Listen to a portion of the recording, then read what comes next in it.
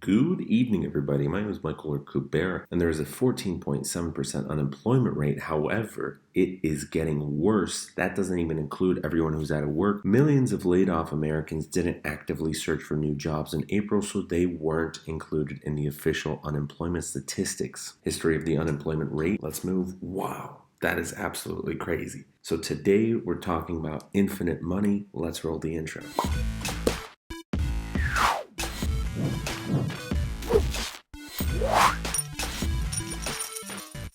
So that is the highest rate that we have seen since the Great Depression. And we've had the recession of 2008, 2009.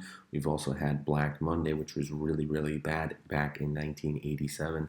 But 1933 was where we really, really had a bad time at 25% of the population not being able to find jobs. However, I must say that the unemployment rates were counted a little differently back then. Around 23.1 million people were counted as unemployed in April. The April unemployment rate doesn't include 2.3 million people who were marginally attached to the labor force. These people looked for a job in the last 12 months, but not the last 4 weeks. And 10.9 million Americans who worked part-time for economic reasons. These people worked reduced hours due to unfavorable business conditions. So just in the month of April, that is well over 30 million Americans. Absolutely crazy, this number. So the real rate, we're approaching 40 million. That is well over 1% of the population of America. And of the workforce, there's 120 million Americans working. The worst hit place was Hawaii, with a rate going from 3% to 34%. That's because of the travel industry. So the tourism dependent state is home to 225,000 unemployed. The number of people flying into Hawaii has fallen dramatically from 30,000 a day to just 756. Some 216,000 of the island's 660,000 workers were employed in jobs supported by tourism in 2019. The state's economy won't bounce back until at least 2021. Wow. The Federal Reserve says there's an infinite amount of cash. This is quite literally the reason Bitcoin was created. You all probably saw that meme. Why doesn't the Fed use this infinite amount of cash to pay off the 23.5 trillion national debt that is still growing?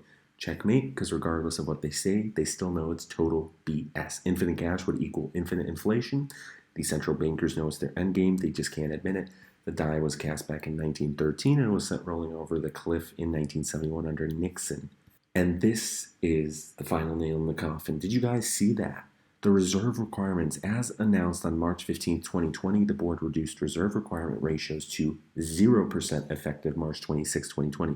This action eliminated reserve requirements for all depository institutions. As mentioned in yesterday's live stream, which, we're way past the Bitcoin block halving right now, and the pound and the price bounced back. So let's see where we are at 88.15. Nicely done. A depository institution is a bank, and usually they have 10% rates. Well, that means if you insert your $100, the bank doesn't have to keep your $100. Same with everybody else who deposits it. They can loan it, they can use it for investments, they can do whatever they want with it. They only need 10%. So they only need $10 of your $100. Well, now it's been reduced to 0, so they don't need any of your money. They can just invest it however they like, earn even more, and spend even more on loans. So what's going on here?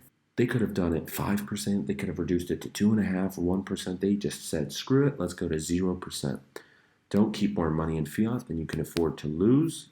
This one wants to be a depository institution too. Lots of commenters here think only the Fed prints money. That's not the case. The sovereign power of currency issuance has been in the hands of private banks for the last half-century. The first time in history, the Fed simply controls interest rates to influence money printing. Bottom line, every time you swipe your credit card or take out a mortgage or student loan, that bank is issuing new money at the stroke of your keyboard and at favorable rates for them. Taking reserve ratio ways like taking the brakes off that car. They aren't really issuing money, they are issuing debt. There isn't enough actual money to repay that debt, which is why everyone is screwed. So that is today's short and sweet video. I just want to say that I have applied for a Cardano nomination to be an ambassador and influencer in their community. I've signed up for the forums. I thought I might as well sign up if I'm going to be looking into Cardano a lot anyways. So why are we doing this? I'm going to look back at all the coins that I was invested in 2017, at least the major ones. We still definitely have to do a lot of research on EOS, on NEM, on Litecoin. There's going to be a bunch of videos coming out about these coins in the next few weeks. So see you guys there. Thank you guys so much for watching that. If you enjoyed, please share your comment down below. Leave a like if you're new, subscribe, and we shall see you tomorrow. Bye.